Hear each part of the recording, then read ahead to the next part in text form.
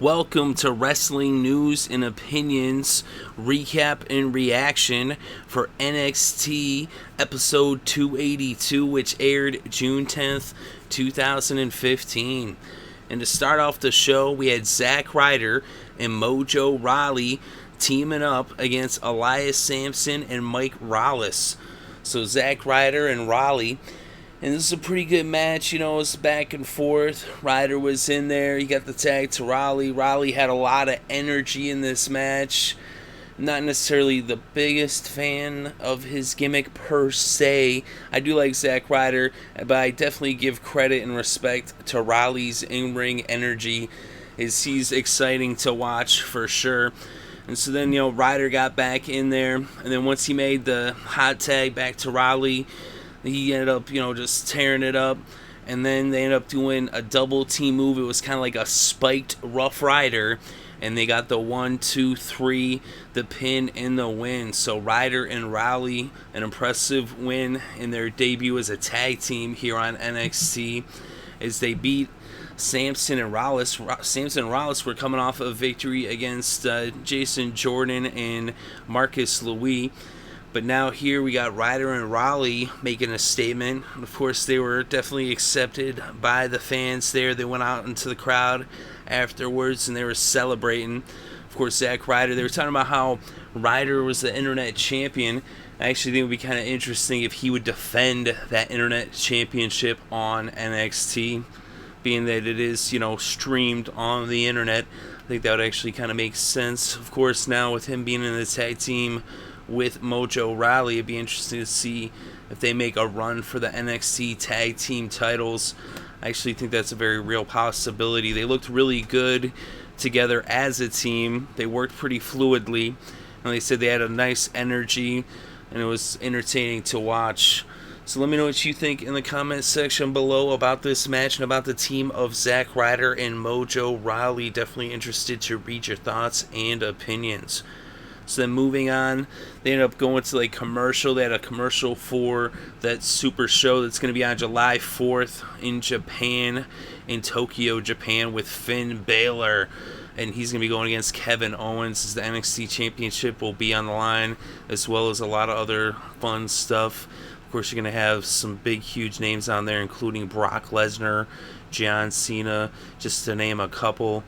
But anyway, you know, they had the commercial, Finn Balor and the Demon. It was pretty cool. I thought that was, you know, it's a good thing to see, too, the way they're, you know, developing the character. Then they had a video with Dana Brooke. And so that was, you know, pretty good, too, I thought, as well. You know, giving some kind of, you know, development towards both of these characters. Even though the first one, obviously, was an ad for that show on July 4th. And then, of course, the Dana Brooke video, you know, just kind of like building up. They show it every once in a while, but that was alright. So anyway, then we had a match between Emma and Blue Pants. And this is the thing, you know, with Blue Pants, I mean, she's all well and good, but the fans are just like way over cheering. And yeah, you pay your money, whatever. You can, you know, whether maybe you get in there for free. But anyway, you can do whatever you want. You can cheer, you can boo, whatever. But the thing is, it doesn't do anyone any good when people are cheering in an ironic fashion, just being like hipster fans. And just like, yeah, let's just cheer for her because it's funny to cheer for Blue Pants. But she's not over. She ain't really over. They said, I'm not trying to disparage her in any way, shape, or form. This is the kind of thing where you have to kind of like differentiate between when they're cheering and it's you know, a real cheer, like kind of a deserved and earned cheer, or when they're just cheering just to be smarky, just to be ironically cheering. I mean, as it was, you know, they kind of just cheer everything, you know. But it's kind of a similar thing too. It's kind of interesting that Emma, they had cheered her like big time. They were like kind of like over cheering her, you know, previously. Then she went up to the main roster, and then she didn't really go over anywhere near what, you know, the way she was down in NXT, which was a surprise. Like, oh my god, I can't believe she's not going over big. She was so over in NXT. And they even ran that as kind of an angle too with her and Bayley. But that's, once again, we're seeing the same thing with Blue Pants. Yeah, she's so over down in NXT, but bring her up to the main roster, and then she's going to get a similar reaction to what they gave Emma when she was brought up, even though Emma actually is a better performer. Like I said, I'm not trying to knock Blue Pants in any way, shape, or form. I'm just saying that the crowd shouldn't be ironically cheering. Like, yeah, you can do whatever you want. You want to ironically cheer and make it impossible for them to gauge who's really over. It's part of the reason why NXT has to go on the road. They have to go on the road just so that they can get some kind of actual gauge on how people are really over with the crowd that isn't just cheering like to be funny or to hijack the show and just try to act like they're, the show. Like, you're not the show. The show's in the frickin' ring, all well and good. I like that the audience is engaged. I'd actually rather them be the way they are than just be dead silent. So, I mean, maybe I should just stop complaining about it. And anyway, alright, let's do that then. And the match, though, I thought was pretty good. For the most part, Emma was beating on Blue Pants. Blue Pants was getting in some, offense, but not really too much. She doesn't really have much of an offensive repertoire. But in the end, it ended up being a submission as Emma made her tap out with the Emma lock, which is her version of the Kimura lock. And a very impressive finisher by Emma. I mean, yes, this is something she's been doing forever, but it's still, every time I'm always like, wow, that really is a nice Kimura lock that she does. Like, she does have some good talent, and she showed it right here in this match. Like, Emma's a pretty good wrestler, and that's part of the reason why she was up on the main roster, even though we all know sometimes they put people on the main roster who aren't quite ready, to no fault of their own. It's just how the booking goes sometimes. It's not like as if people book themselves. But overall, I thought it was, pretty good. Like I said, the only really complaint I had is just how the fans, But whatever, like I said, I'd rather hear them over cheer and be engaged. I like the energy of the fans. And like I said, engagement is good. I like a live audience. But it's just sometimes I wish they'd be a little bit more consistent. And I mean, whatever. I guess it's just for us to figure out, like, okay, they're really just being ironic right now, and they're just being. That's a hipster chant. It's not a real chant. And sometimes, it's like the faux chant, and then there's the real chants, which later in the show we would see them actually chanting for someone who really did, earn a huge pop. Not, like I said, I'm not trying to down on Blue Pants at all. Like, I like Blue Pants, but she's not, like, over. She's basically just a glorified jobber. Nothing wrong with that. Hey, I mean, being a glorified jobber is actually, I mean, people want to, downplay a jobber, but a jobber is an important person. Like, if without the jobber, there is no superstar. Superstars need people to job out to. I think they should have more jobbers, actually. But anyway, so let me know what you thought about this match in the comment section below.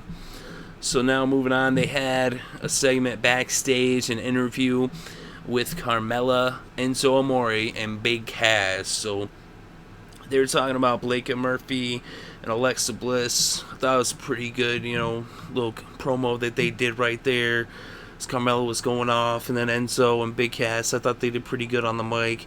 It was furthering along the story and keeping us engaged with what's going on with the tag team title picture between Blake and Murphy and Amore and Big Cass. So although they did not have like a match, it's still getting them on air just to kind of keep that live in our memories heading into next week, and as this progresses is always a good thing. And I thought they did good jobs, all three of them on the mic. I'm definitely a big fan of all three of them. I think they're awesome. I'm definitely looking forward to when they eventually make it up to the main roster, and I'm hoping that they do get the NXT championships sometime in the very near future versus Blake and Murphy. Alright, so let me know what you thought about that, though, in the comment section below.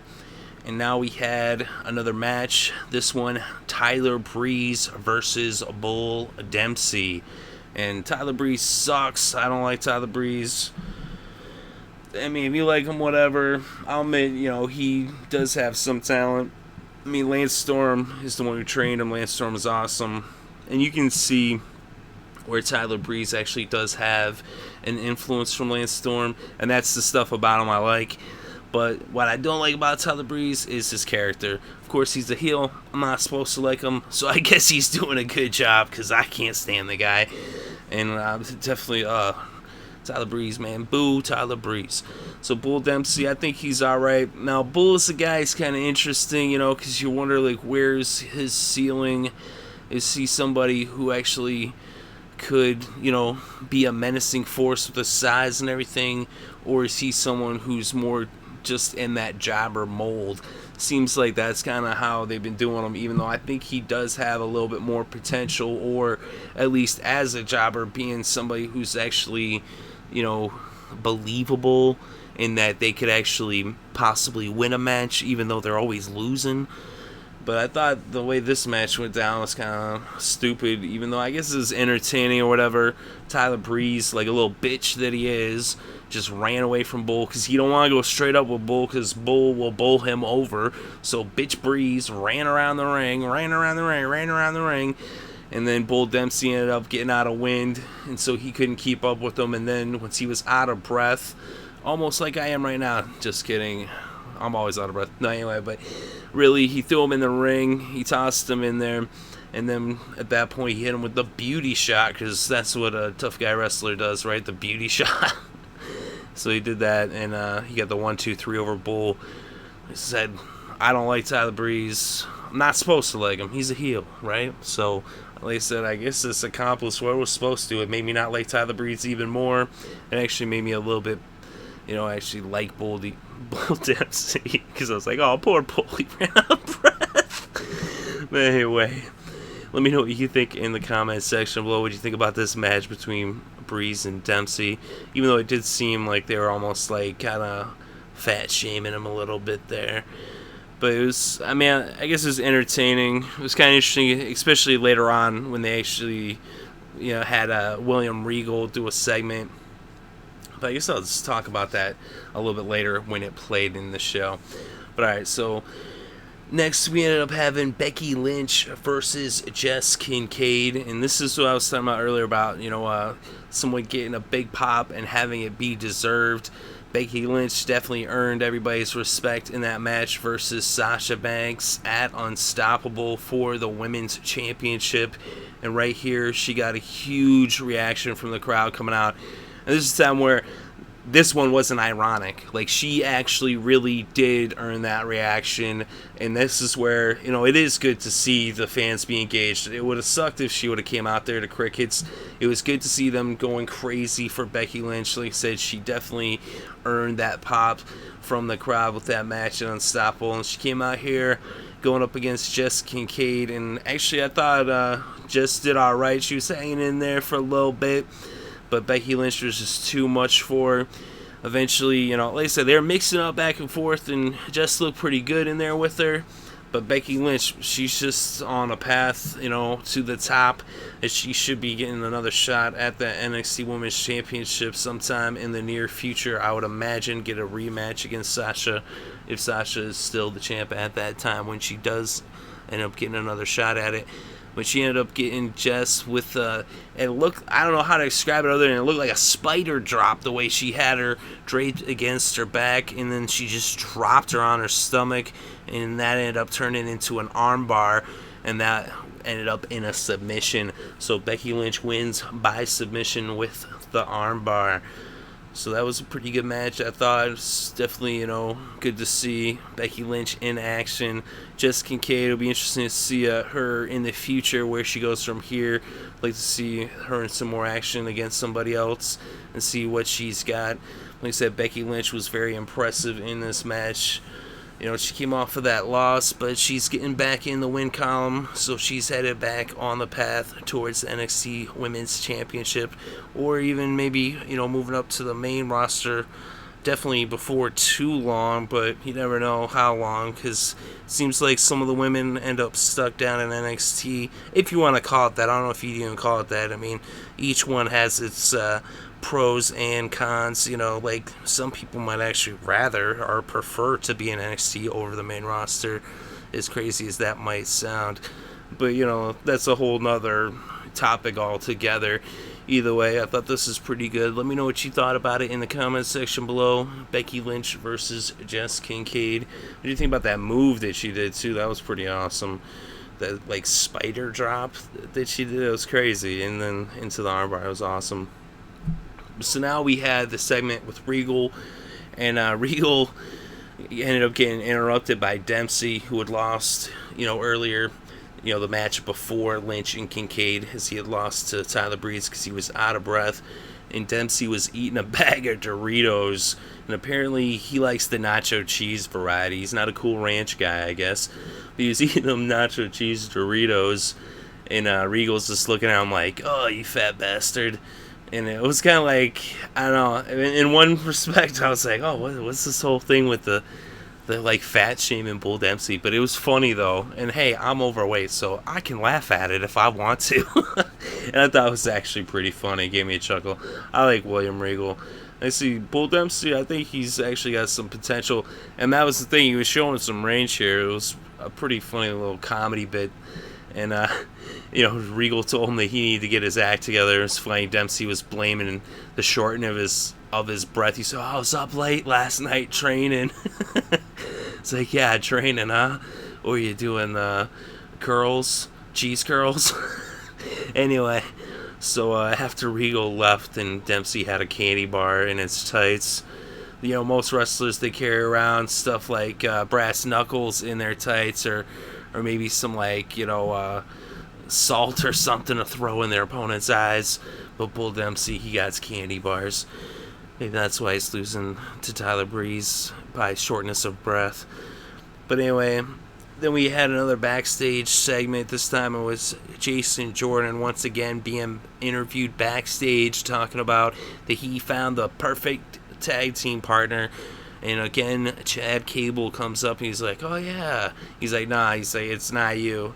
And Gable's like, oh, you're going to realize eventually. He's like, you saw what happened, you lost with Marcus Louis. And you're going to just keep losing until you come and, find out that I'm the one.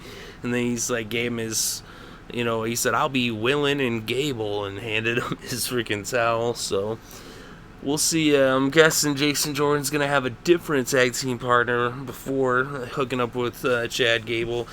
But, it's good that they're building it up. It actually makes it something that you look forward to eventually when Jordan and Gable do debut as a team. Instead of just throwing them out there, giving us a story, I think that's good. Giving us some, character development. It's always a good thing. So I thought that was good. But now we had another match, and it was Baron Corbin versus Angelo Dawkins. And Baron Corbin's just been tearing up NXT. He came off a huge win at Unstoppable versus Rhino. Rhino didn't even want no more part of him. He's like, yeah, I'm done with Baron Corbin. I'll go fight Finn Balor. It's like, you'd rather fight Finn than Corbin? It's like, damn, Baron must be a tough son of a bitch. So Baron Corbin, he won this match pretty quick, actually. He made short work of Angelo Dawkins. He hit him with the end of days, and it was 1, 2, 3, Baron Corbin wins. So Baron Corbin said he was looking pretty impressive. It's kind of interesting the way they're building him up, and it'll be interesting to see what eventually they do with him. Are they going to have him in the NXT title picture? Or are they just going to bring him right up to the main roster? That's what I'm kind of interested. I almost feel like they are building him up to bring him to the main roster, but only time will tell. So let me know what you think, though, in the comments section below about Baron Corbin and his dominant performance on this week's episode of NXT, and also what you think about his future in NXT and possibly moving up to the main roster. So, all right, then we had, I guess, what you could consider the main event of the evening, as Samoa Joe made his debut. And he did it against Scott Dawson, and Kevin Owens was on commentary. And I'll tell you, Kevin Owens on commentary was a welcome addition. I actually think Kevin Owens has a potential second career as a commentator, maybe 10 years down the line or something, once, he's made his run here in he's making a run. He's doing it both. That's what's crazy. He's kicking ass on NXT and in WWE. He's going to be going against Cena, Money in the Bank, coming up this weekend. But anyway, he's doing an awesome job on commentary. And Samoa Joe versus Scott Dawson. was an interesting match. Scott Dawson was actually, getting some offense early on. But, of course, Samoa Joe was just, sizing him up. That's what you can see with the psychology of this match. Samoa Joe was letting Dawson get some early work in just so he could kind of size him up. He was trying to get in the feel of things. And then once Dawson pissed him off, it was all Joe. Then Joe just unleashed the fury. Had him in the corner, just unloading on him with a bunch of fists, and he was just beating him up pretty good. And so you could see Samoa Joe looked pretty dominant in this performance. Even when he was taking hits from Dawson, you could still see it was like I said, he was just sizing him up, kind of just seeing what Dawson had to give him. And once he felt like as if he had taken Dawson's best, then he hit him with his best. And eventually he hit him with the Muscle Buster. And it was 1, 2, 3, Samoa Joe wins. And I'll tell you, that Muscle Buster looked impressive. I was wondering if they would even let Samoa Joe do that move. It's a pretty dangerous move. And yes, he is doing the Muscle Buster in NXT. So Samoa Joe, a big, impressive win. Hits Dawson with the Muscle Buster. Then after the match, he got on the mic and he's calling out Kevin Owens. Kevin Owens actually, as soon as the match was over, he's like, all right, I'm done. And he was going to leave. But Samoa Joe caught him as he, not, with force, but with the mic. He caught him with his words. He was like, hey, where you going? You're sliding out of here. And he was talking about how, Kevin Owens said he was going to drop him if he stepped foot in the ring. He stepped foot in the ring back, a few weeks ago, and he didn't get dropped. He said, oh, what happened? He's like, you ran away, just like you're running away now. So then Kevin Owens is like, look, he's like, I'm a good guy. He's like, yeah, I could come in there and I could drop you, but would that really be a nice thing to do after your debut match here in NXT for me to ruin it by coming in there and just dropping you? So it's like, yeah, okay, you got a point there, Kevin. So then Kevin Owens said that Samoa Joe had not earned a title shot. He said you can't just show up here and just come after the title without even having a match. Now you got one match on your belt. You haven't earned it yet. And so then William Regal came out. He's like, yeah, you're right. He hasn't earned it.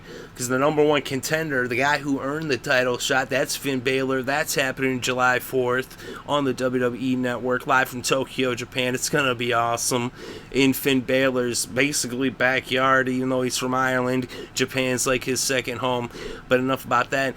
What Regal said was that although Samoa Joe hadn't earned a title shot, he had earned the right to a fight. And that fight will be happening next week, June 17th, on the WWE Network, NXT. Set your watches. Samoa Joe versus Kevin Owens. It's going to be awesome. Of course, they've already filmed that. I already know what's going to actually happen in that match, but I'm not going to talk about it until actually, it airs. Because I don't necessarily do spoilers. I always talk about it once it airs, then I'll give you my honest and genuine opinion about what I just saw, as you also would have hopefully saw it, and then we can have a discussion about it. So I'm not gonna, there's plenty of other people who put up that stuff with the spoilers, and if you know, you know. If you don't, well, you can go find out, or you can be patient and wait. Sometimes when I find out stuff, I don't necessarily go out of my way to find out things, but I find out anyway. Just it's part of talking to people about wrestling. They'll tell you stuff because other people know stuff. But anyway, I thought this was pretty cool. Samoa Joe's debut. I thought the ring psychology was really good. The way Samoa Joe, worked the ring, and the way he worked the match with Dawson, and I was very impressed, and definitely excited and happy to see that he's doing the Muscle Buster in NXT. Be interesting to see, if he'll end up bringing that up to the main roster once he eventually makes his way up there, because it's a vicious move. It looks awesome. I mean, it is a cool move, and I just hope it's. Obviously, they've decide that was an okay move to do. So if they have approved it to be safe, then good, and hopefully no one gets too hurt from that. But yeah, it was pretty cool seeing Samoa Joe in there mixing it up, and of course on the mic he's gold. So is Kevin Owens. Owens was awesome on commentary. It was a good episode of NXT. And so let me know what you think in the comment section below. What you think about Samoa Joe's NXT debut, and what you think about Kevin Owens on commentary. What you think about the confrontation after the match, and what you think about Regal setting up the match for next week. I know I'm excited to watch it. It's going to be awesome. But let me know what you think in the comment section below, and what you think about the show overall. I thought it was a pretty good show overall. I like NXT. I think it's pretty good. But let me know. And I thought Ring of Honor actually was a little bit better this week, but just barely, because they're right there neck to neck. I thought, NXT is usually one of the better shows on all of television is for wrestling, although it's not necessarily on television, depending on where you live. They do air NXT over in England, but I think it's one of the best hours of wrestling that you get all week. And even Ring of Honor now being on same time, I actually was paying more attention to Ring of Honor this week, which was kind of, different for me, because usually I'm paying more attention to NXT, although this is just the second week that they've been on against each other. But next week, already my attention's going to be on NXT, because Kevin Owens, Samoa Joe, well, I'm going to be watching that. Of course, part of it is too, with both of them being pre-recorded in NXT. They record at least a month's worth of episodes before they ever air, and then Ring of Honor is also pre-taped too. So really, the only live show you get is Raw, which is always why Raw's the one you're like, oh, it's live, it's on right now. What's gonna happen? Who knows? But it's still good to watch. It's still fun to watch. And NXT is something even, usually I'll even watch it sometimes more than once, depending on, the show and depending on what happened. But I thought probably the highlight of the show is actually just right off the rip, the open with Ryder and Rawley. That had the most excitement out of any match. And the rest of the matches, I said they're entertaining, but it wasn't the best episode. But of course, usually that's the thing, is that before they had competition, it's not like they had to put out an amazing episode, or they could take their time building stuff. But now it's going to be interesting to see what ends up happening now that they actually do have some competition.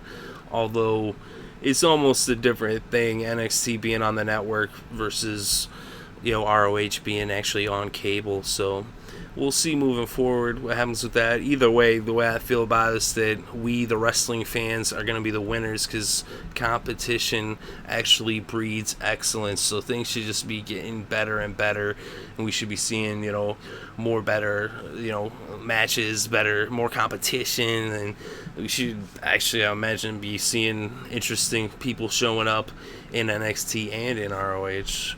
And of course, don't forget TNA's on Wednesdays as well, although that's kind of fallen to the wayside. It's tough to really pay that much attention to so much stuff happening. And then you also have Lucha Underground as well. But anyway, let me know what you thought about this episode of NXT. Definitely interested to read your thoughts and opinions. Thank you very much for listening. It is appreciated.